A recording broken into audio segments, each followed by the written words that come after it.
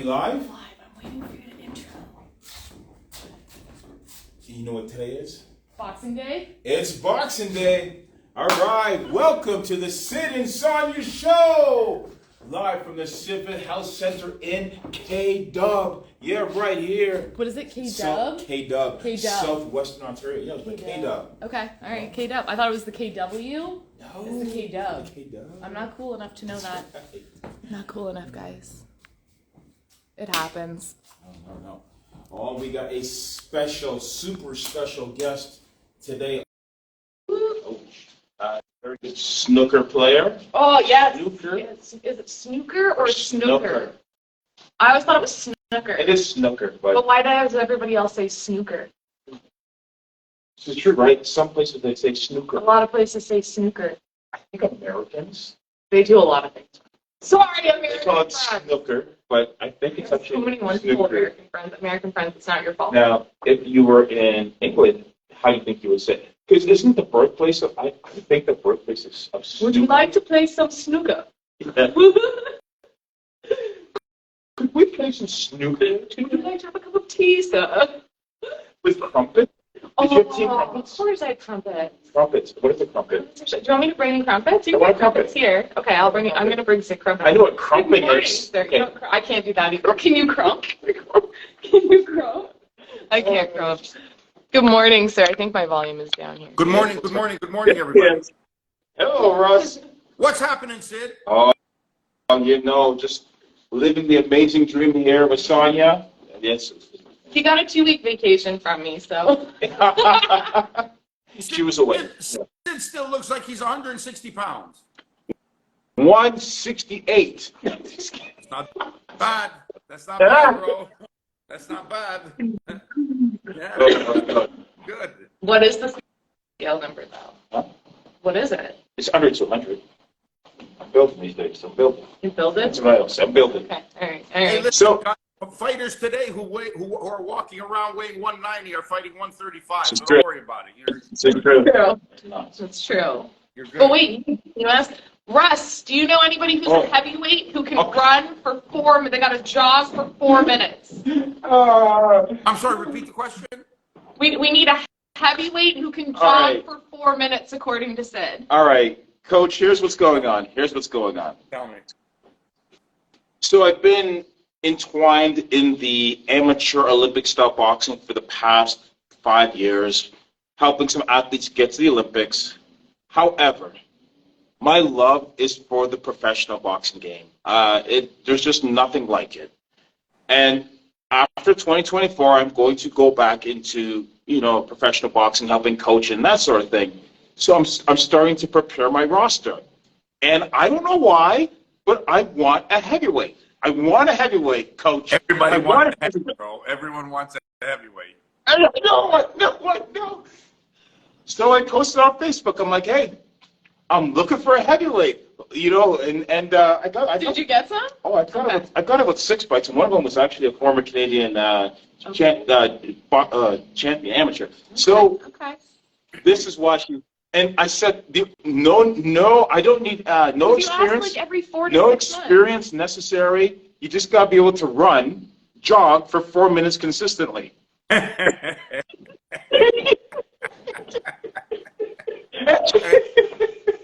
Sid, it's funny you mentioned that about a heavyweight, because we know that if you develop a good heavyweight, you've got a pretty good ticket to a nice payday somewhere down the road. Never mind just winning, what you could do, but down the road, you develop a decent guy. And one of the things that I think in Canada has hurt us a lot over the years, and you know this as well as I do, in order for a fighter to be good, they've got to start off relatively young and develop and build in, and you have to have the years of development to become a competitive fighter. You can't generally, you're not gonna decide at the age of 25 that your road to life is in a boxing gym and you're a heavyweight and now it's time to compete in the heavyweight division. It generally doesn't work that way. We agree? Yeah. Okay. We lose a lot of our kids to the hockey programs, where those kids take their development years, go into hockey, which they love, try it, don't make it because you've only got 800 pros who end up making it to the NHL. Don't make it that way. But now They're athletic, they're fit, they're talented, they're big, they got the physical structure, everything going for them. But by now it's too late to learn the fundamentals and get into the boxing game. And we lose a lot of our heavyweights to hockey. And I'm sure, we have some big people here who play the game. I think there's a lot of guys that could be good heavyweights in this country, but we lose them. So we got to hit up the hockey teams. Oh, man. So tell me one, there's probably a few, but one that comes off the top of your head, who is someone that started later in boxing that actually did well for themselves as a heavyweight? In the heavyweight division? Yeah. I don't know. Like off the top of my head, I don't know. Larry Holmes didn't. I don't know what age Norton was when he started. Wow. Ali and Fraser were both relatively young, went through an extensive amateur program. Lennox started when he was relatively young. Yeah. The Klitschko's, I don't know for a fact how young they were, but I don't think they started older. Tyson Fury boxed as an amateur, so he had to have been a senior. He was on the national team, so he would have had to have been. He would have had to have started young, or at least young enough. I don't know. Off the top of my head, I don't know. Yeah. I'm sure there are people out there. So, I did put in there. I put 18 years. So I might have to go back because I said you have to be 18 years, at least 18 years, and weigh 200 pounds. So I may have to go back a little bit less, go say maybe 16 years and maybe weigh 190. So the trick here then is to get it. Yeah, exactly. How Lennox didn't Lennox start off as like at 156 or something like that? Yeah, he was light. Yeah.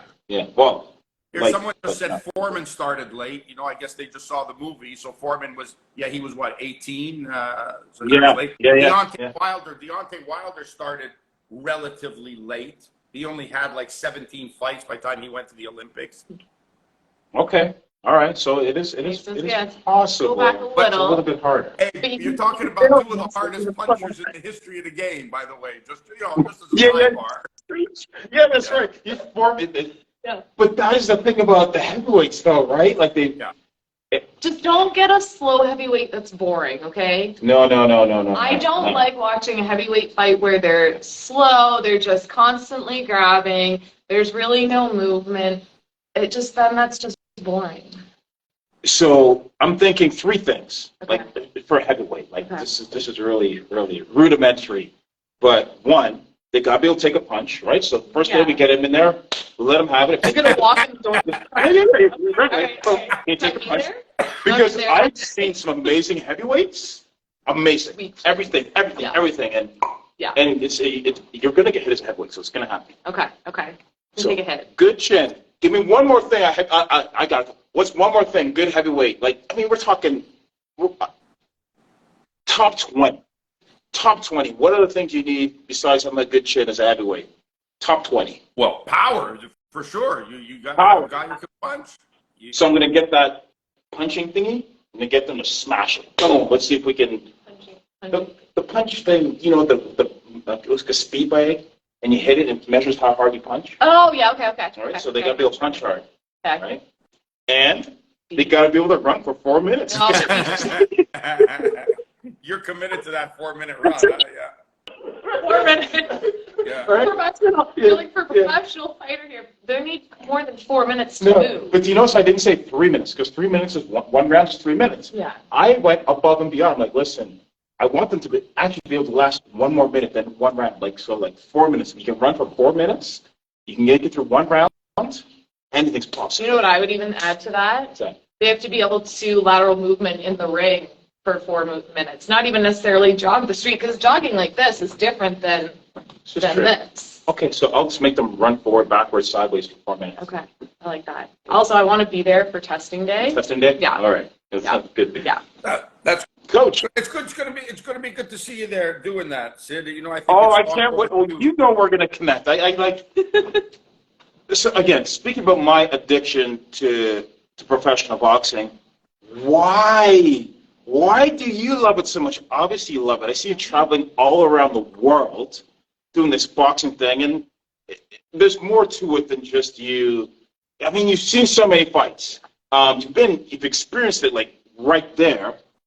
Why? Why? Like, what draws you to this thing, this sport, what Because draws you to it? because I'm pursuing my pool and snooker playing career all over the world. That's the reason. You know, this is just a vehicle to do that. You understand? No, listen. I'm going to tell you something, Sid. It's funny. I mean, I talked to someone the other day. You know, the chance that I have to do what I'm doing now, you know, is really a dream. Like, it's something that I fantasized about as a kid. You know, when I first started, that I'm going to be in the big fights, and you know, I'll be with all the and by some act of God, I figured out a way to do this, you know, and it's worked, and you know, I've been really lucky to be involved with some great fighters along the way, you know, and I'm very proud of that, and I think, you know, there's nothing. I mean, I'm so grateful for what I've had the opportunity to do, but I love boxing in general, and I think the thing that bothers me most is that I'm not able to be in all of boxing, which is part of the amateur program, which I was, you know, we were both so heavily involved in. Yeah.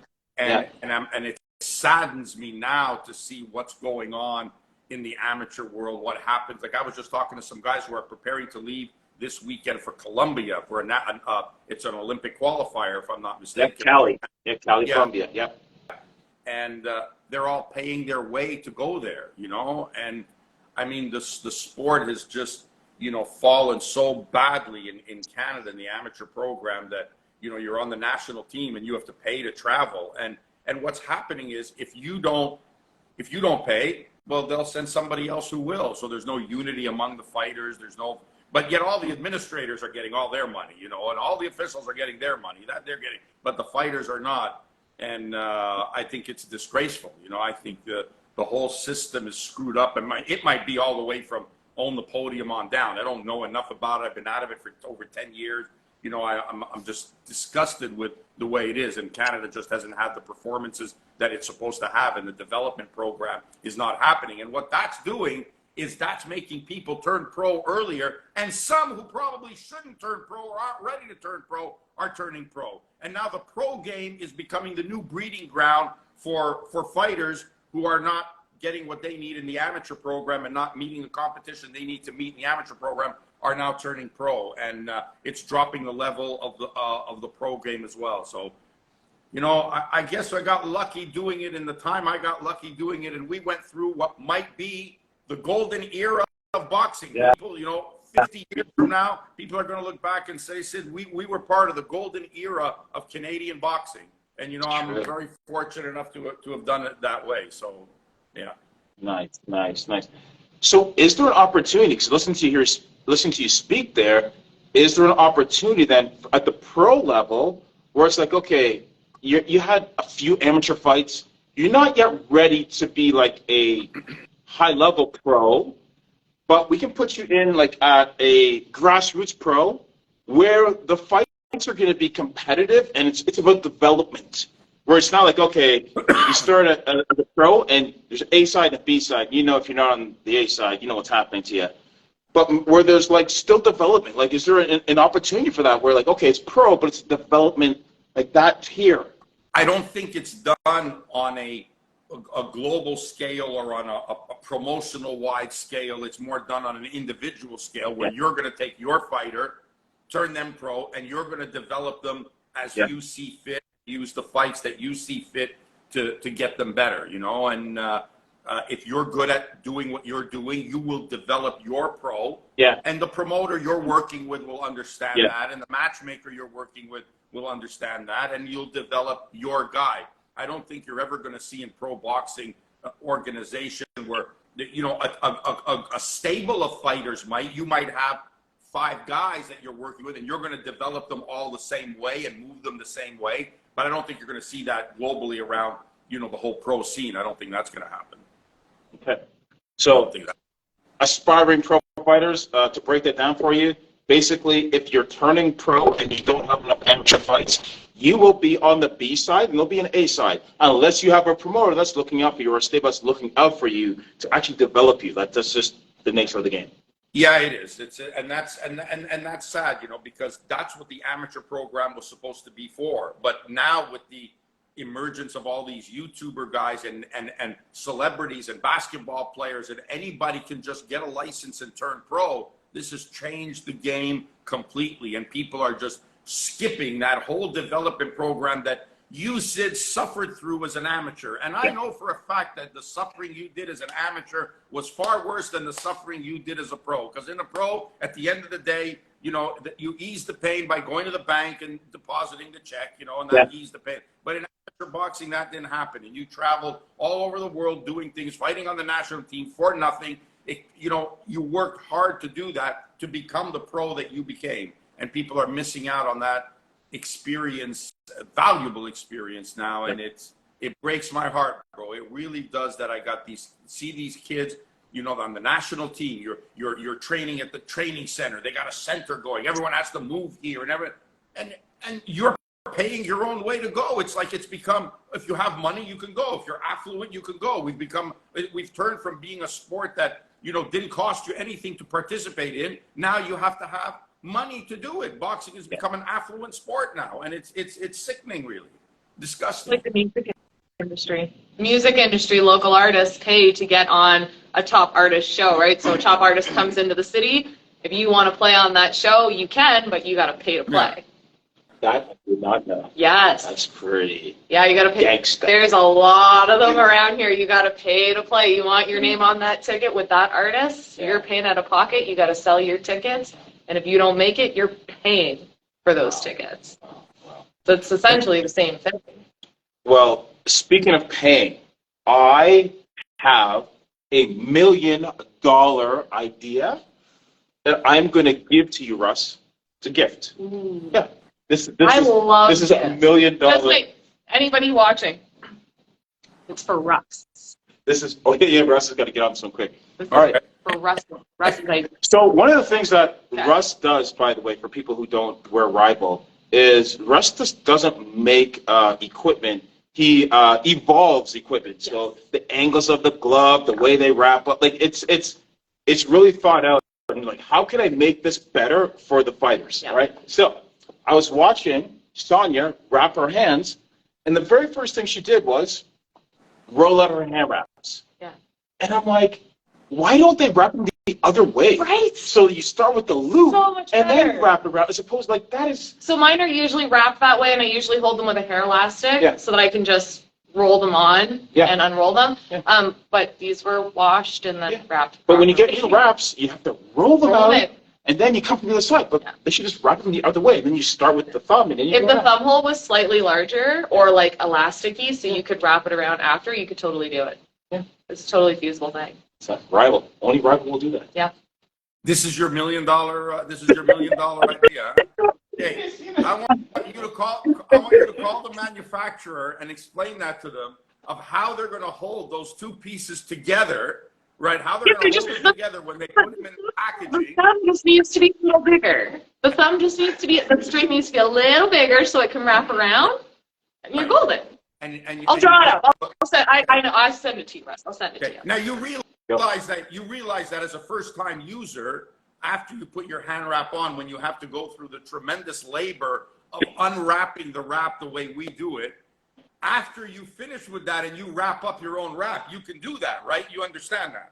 It is true, but most people will just do exactly what and they'll still wrap it up the exact same way. Every time they take the wraps out, they have to go roll them out again. I'm like, because they haven't figured it out. I mean. And if you don't have like an elastic or something like that to kind of, it doesn't hold anymore because there's no Velcro on the other way when I wrap them backwards for them to stay wrapped up.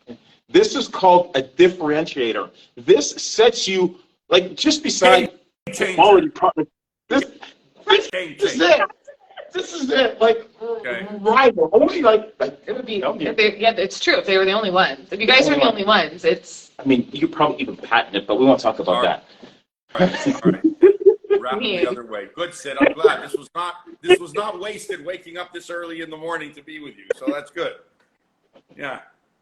Thank you. All right. Good. I saw some questions pop up there. One that I actually did read. You read one? I did. I read one. Yeah, my eyes are good. Like from here, I'm going to read anything. Aw. I thought they were bad from here. No, I'm bad from here. Okay. The question that I read was Crawford Spence. Russ, who are you picking for Crawford Spence? I saw that one. Also, my mom tried to Look, join us, which was really funny. I hope time hasn't caught up with Crawford, but I think I'd like to go with Crawford on this one. I know it's not going to be an easy fight, but I'm just leaning a little bit Crawford. Again, it's another fight that has pissed me off in so long to have made. I don't know why it took this long to make this fight. You know, when I talk, you know John Scully, and we've talked often. You look at, Leonard fought Benitez, Duran twice, and Hearns inside of something like 18 or 19 months. Fought all those four guys. And you look at this, that it took so long. It's been almost 3 years since Crawford left Top Rank because they said, we couldn't get him the Spence fight, and now 3 years later they finally get it done. Well, it's getting done, but I think I'm going to go with Crawford.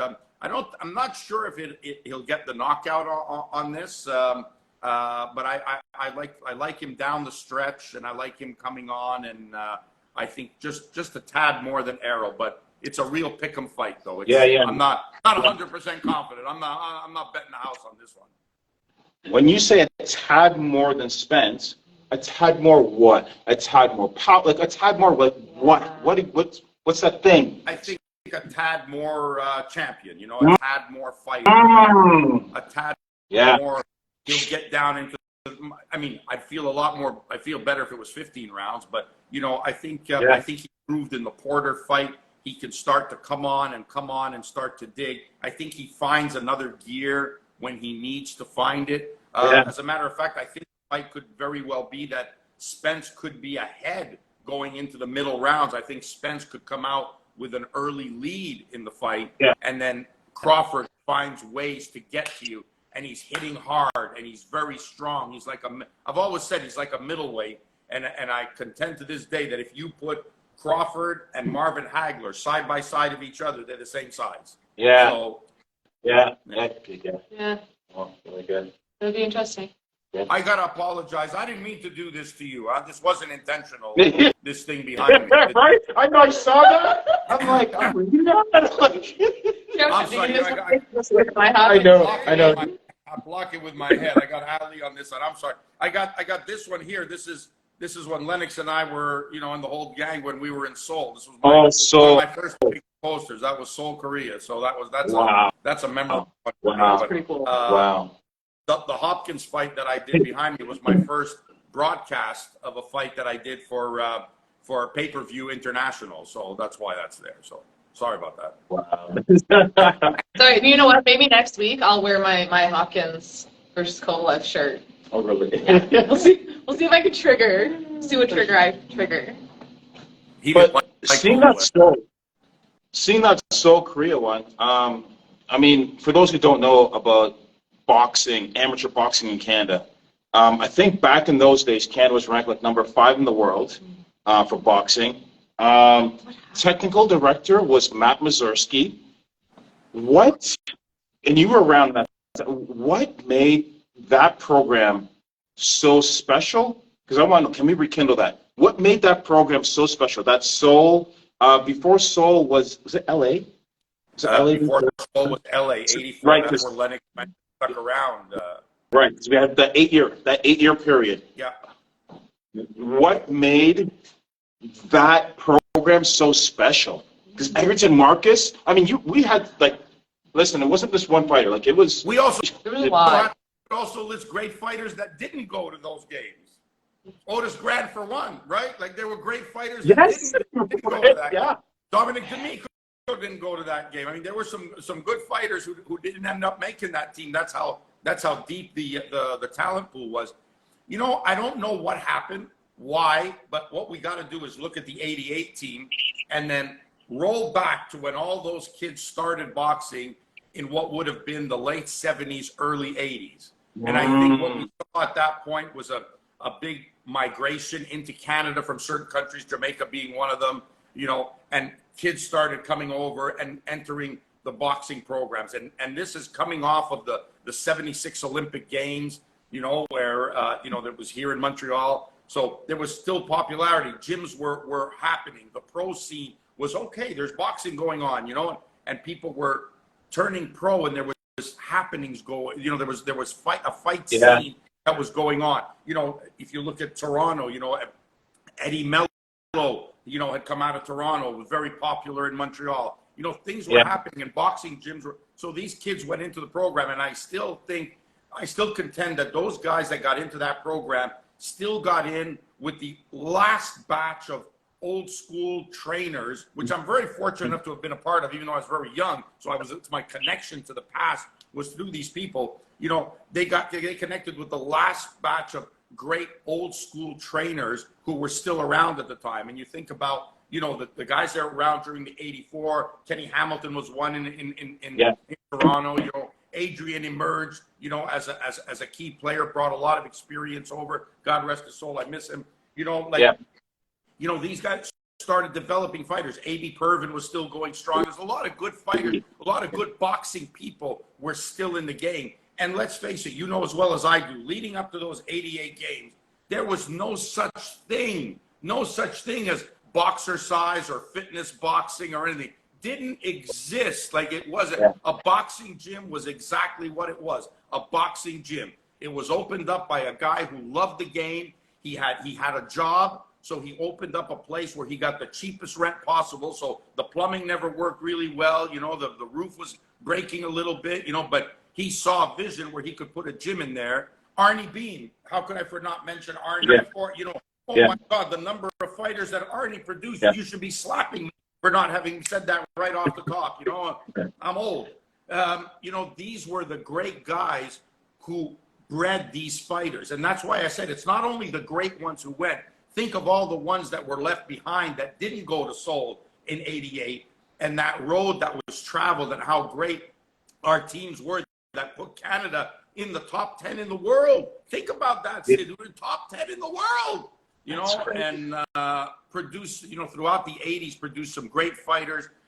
Willie DeWitt, Sean, Harry Snaddock was a great coach out west. Kevin McDermott. There was a lot of great guys, Paul Horty, who were producing not only the fighters who became Olympians, but were producing other fighters, and their gyms were full. We don't see that anymore at all. Yeah. I gotta ask then. Back then, were they only like? Was there more travel? Were they more? A lot more. Like involved in like the U.S.? Was there more? And I think because for me, I see most of like the Canadian fighters, they're not leaving Canada. There's not training camps abroad. It is the same place, the same people. There's no, you know, a new coach taking a look at how you're developing and your style. It seems very one straight line, and it should kind of have some branches. Yeah. And the branches are missing. Yeah.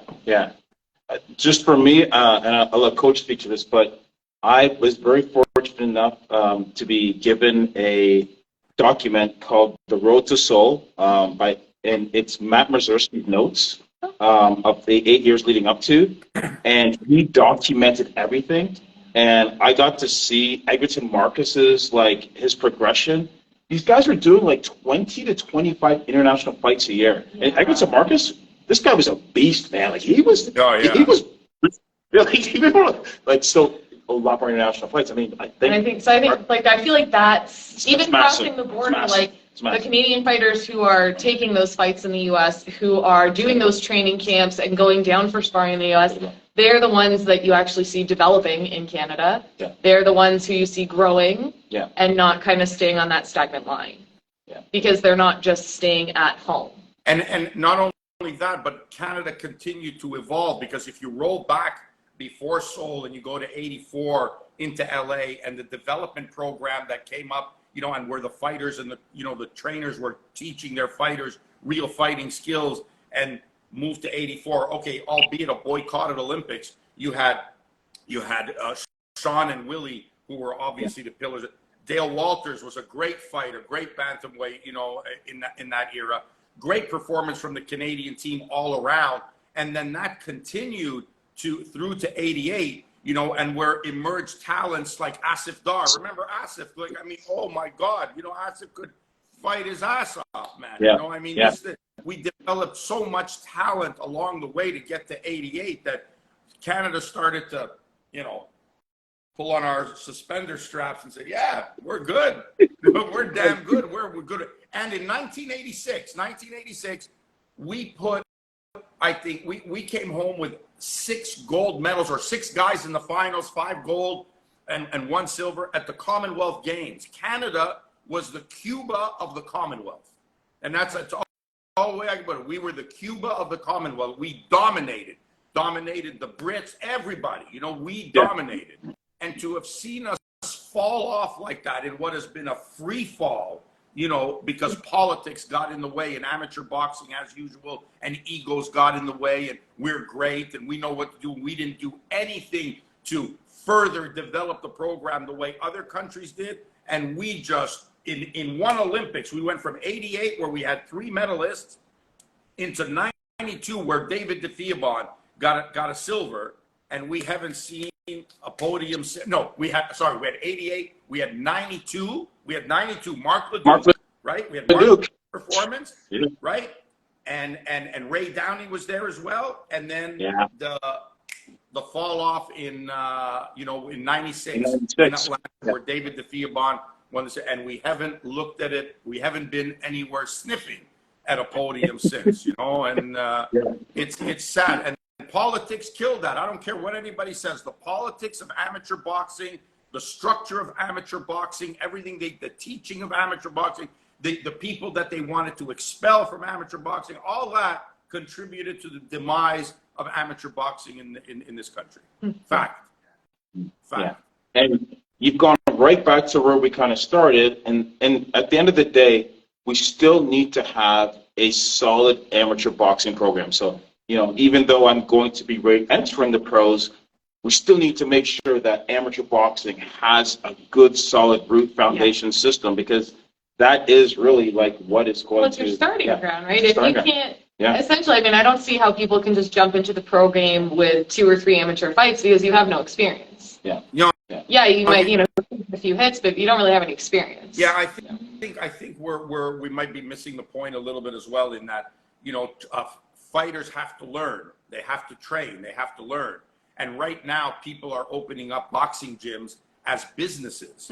And they're not just opening it up as the 5 o'clock, the guy comes in and opens the gym, and you train from 5 to 8 or 5 to 9, and the gym closes again, you know, because it's only there for the fighters. Now people are renting big spaces in expensive districts, in strip malls, whatever, you know, and they have to pay the bills on that. So they have to commit to the people who are doing the exercise, the mass, they have to you know, feed the masses in order to pay the bills. And it's very hard for them to spend the time developing the fighters, traveling with them. You know what it's like, Sid, to have to take a fighter, start traveling to provincial competitions.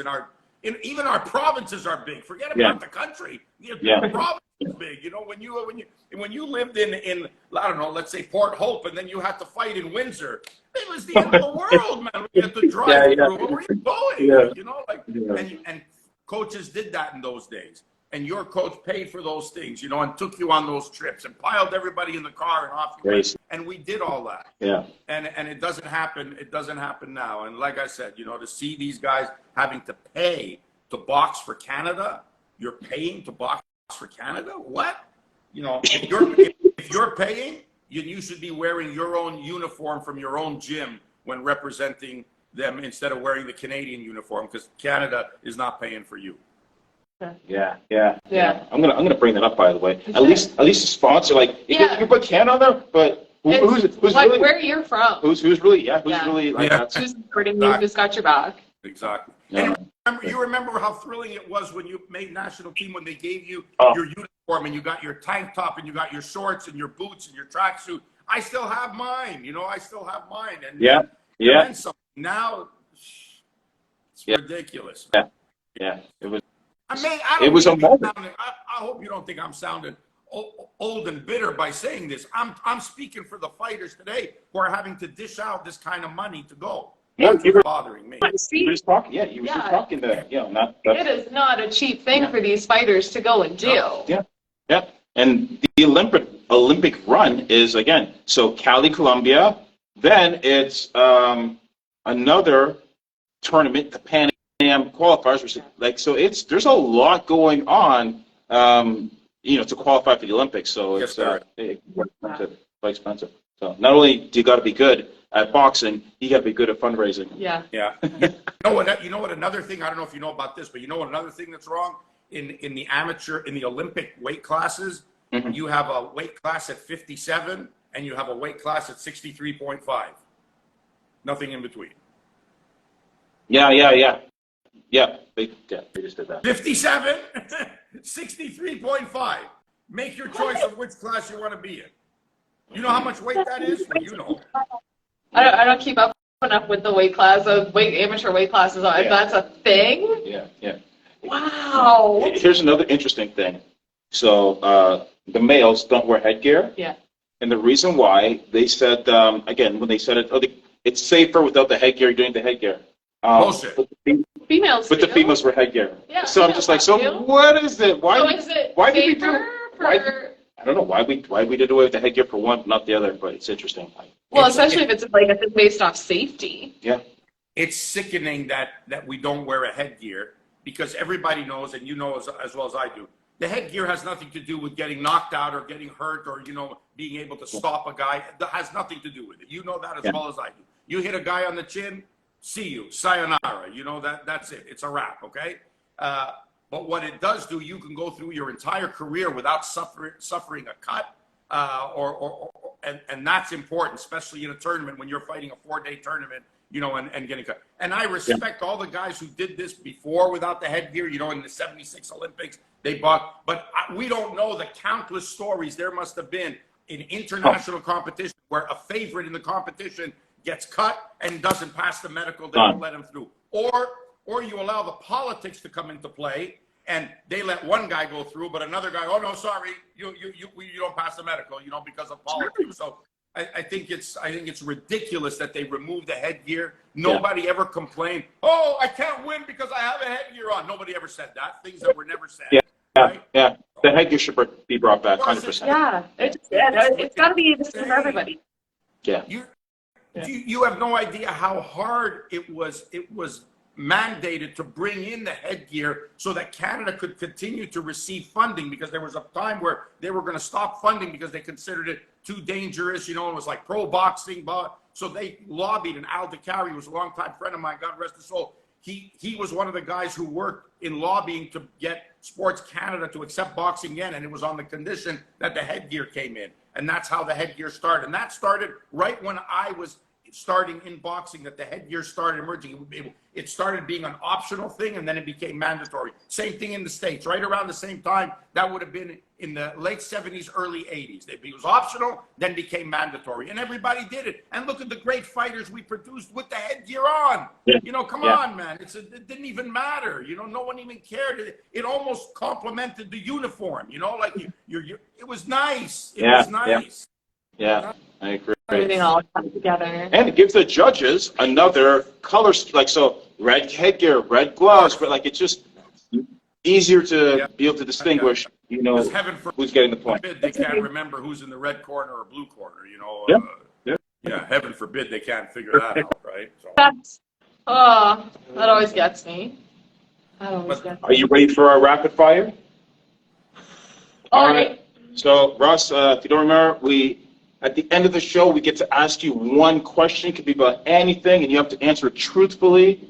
And because we are going to have a habit of lying, right? Because I have a habit of lying in my answers. Is that it? Okay, but thank you. He likes to say it because I think we rapid fire. Well, okay, we should rapid fire Sid.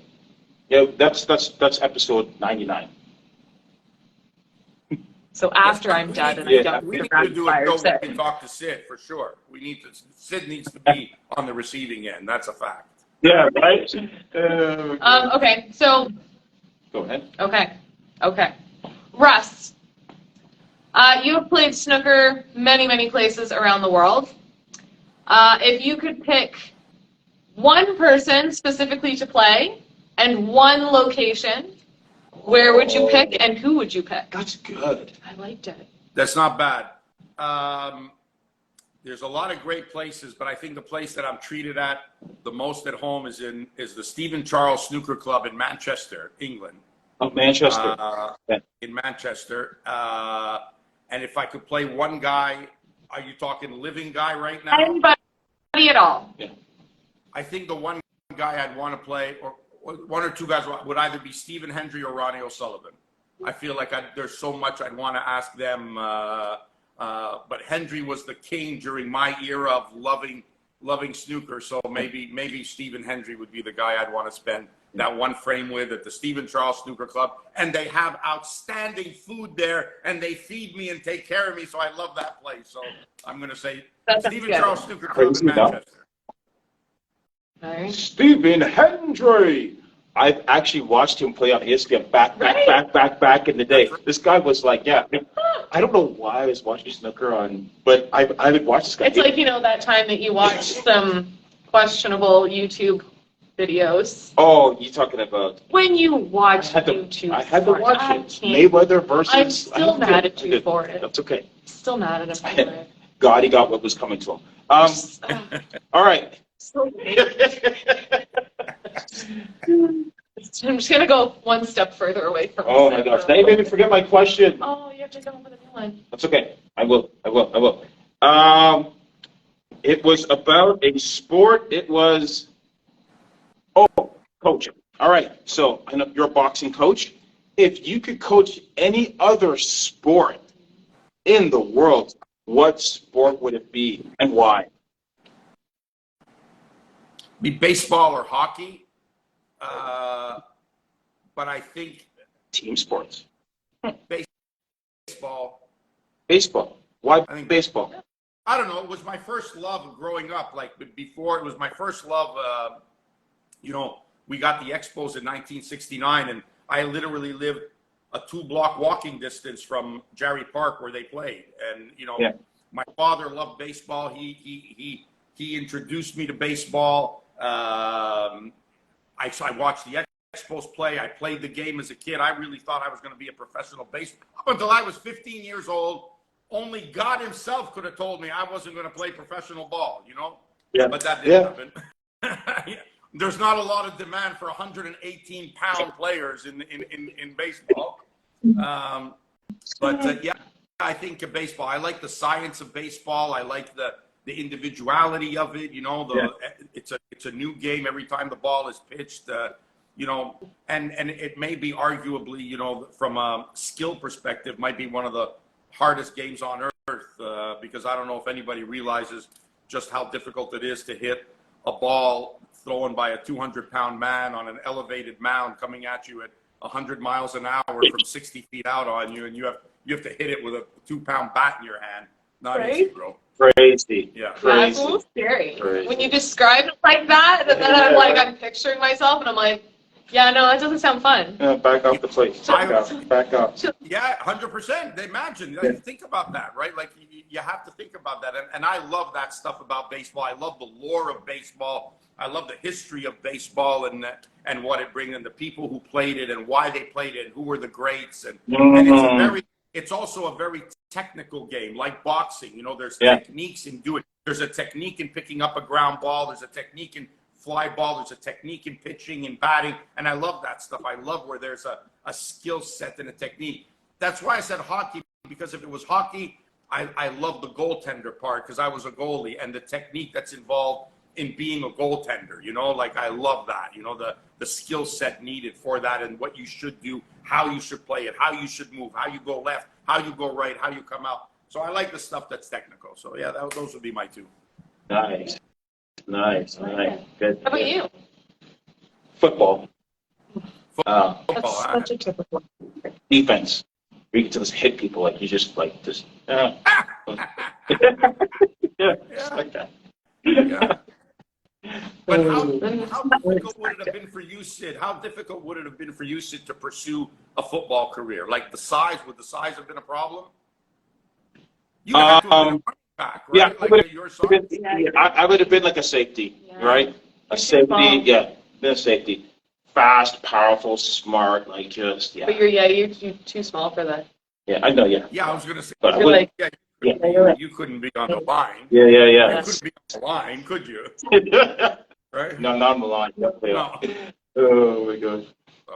Listen, Russ, thank you so much for taking the time to chat with us. Always, great going back, learning about the history of boxing, baseball, and whatever else we're talking about. You got so much knowledge, and just in terms of what you do for the sport, I don't think you realize like how excited people get here when they get their new rival gear, and they're like, and it's very, doesn't only just look pretty. I know as a coach that it's safe. Yeah. And that's massive for me to know that when somebody puts something on, I feel good about what they're wearing. It's going to be safe. And so, as a coach to coach, thank you for always trying to innovate and be better, not just be like, well, here's my glove, here's my headgear. That is what it is, and I'm just going to, no, you're always trying to do a little better and be a little better. And I think that's why you have such great success and so much respect from people like myself in this sport. So please continue to do what you do, my brother. Dude, I appreciate that. I mean, it's not all me that does this. I got some really good people working for me, and hopefully I've instilled in them that value of wanting to do that. But when I started the company, it was important for me to make equipment that I could use myself in my gym with my fighters. That was the benchmark. I had to make equipment that I could use. And then we developed from there. And so it's nice to know that we were able to produce stuff that meets the industrial and commercial standard that you guys put it through, and it lasts. And we're not a company that's all sizzle and no steak. We make it, it lasts, and the reputation and word of mouth is really our best marketing tool. So I appreciate the words and I appreciate the comments, and I had a wonderful time again joining you guys. Awesome. Yeah, it's always a pleasure. We enjoy. Sonia, next time we have to teach you to wrap your hands properly, because I'm getting mad. I rush because I'm like, hey, we gotta go. It's like 2 minutes. The thing's gonna go. I rushed them really quickly. All right, I will happily take that lesson and be very grateful for it. I was at the Team GB training camp where Anthony Joshua trained, and I was up there, and Joshua was putting his hand wraps on, and I'm standing and I'm watching, and he does the first one, and like my blood is starting to boil. I said, I can't watch any longer. And I wrapped his next hand because it was pissing me off the way he wrapped the first one. He did such a bad job. You're the heavyweight champion of the world. I had to do his second hand. I really look forward. I would love to have the same Anthony Joshua hand wrap lesson. I would be grateful. Yeah, next time we will do that. We'll wrap the hand. I look forward to that. That's great. That's an honor. We can do that. Awesome. Absolutely. Guys, thank you for having me. Thank you, Russ. Thank you so much, Russ. Have a great day. God bless. As for everybody else, we will see you in 2 weeks. In 2 weeks, yeah, we're back in 2 weeks. Same time, same place, and we'll be back. All right. All right, have a great day, everybody. Bye, Russ.